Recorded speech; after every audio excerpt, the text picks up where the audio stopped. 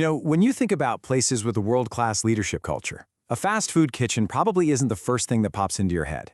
But today, we're going to pull back the curtain on a surprisingly deep strategy that's turned KFC into a total powerhouse of people development. All right, let's get into it. So here's the big question, right? How in the world do you motivate thousands of young people, many of them in their very first job, and not just get them to show up, but to actually thrive?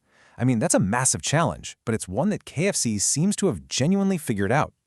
And just to give you a sense of the scale we're dealing with, look at this number. We're talking about around 700 KFC restaurants just in Australia and New Zealand. That is thousands and thousands of employees, a constant stream of new hires. It's a huge operational puzzle to solve. So, here's the game plan for this explainer. We're going to start by looking beyond the bucket. Then, we'll break down their heart-led recipe. After that, we'll see how it all starts with people. Then, look at the drive for performance, and finally, wrap it all up with their cultural blueprint. Okay, first up, let's talk about a totally new way of looking at fast food.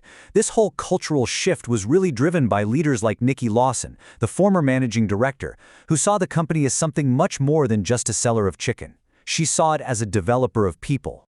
And this is the core of the challenge right here. Your typical employee is young, between 15 and 20 years old. For a lot of them, this is their first ever experience in the working world.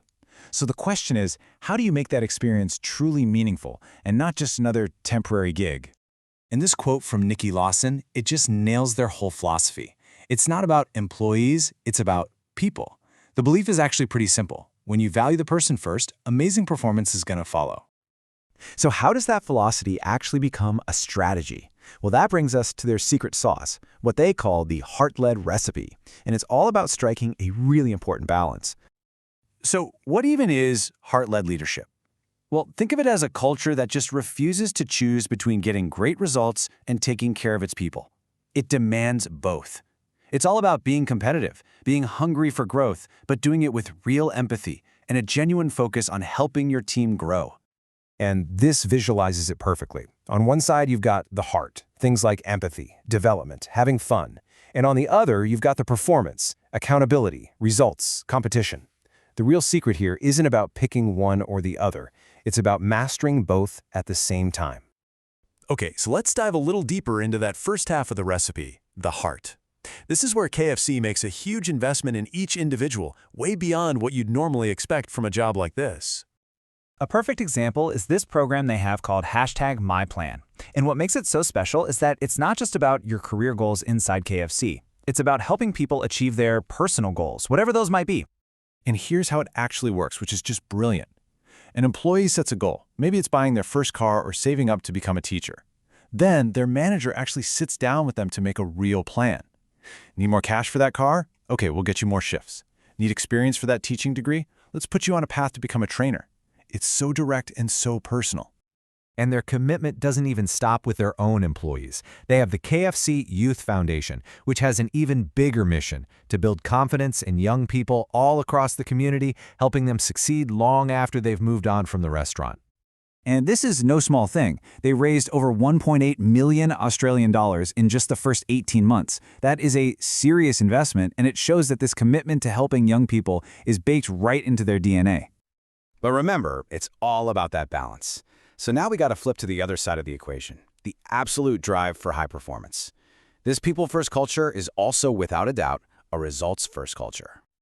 A massive piece of this is creating a real path for people to grow. That idea of going from the kitchen to the boardroom isn't just a catchy slogan for them, it's a reality. Thousands of their leaders started out at the entry level, cooking chicken or working the front counter. And they backed that promise up with a whole bunch of concrete development programs.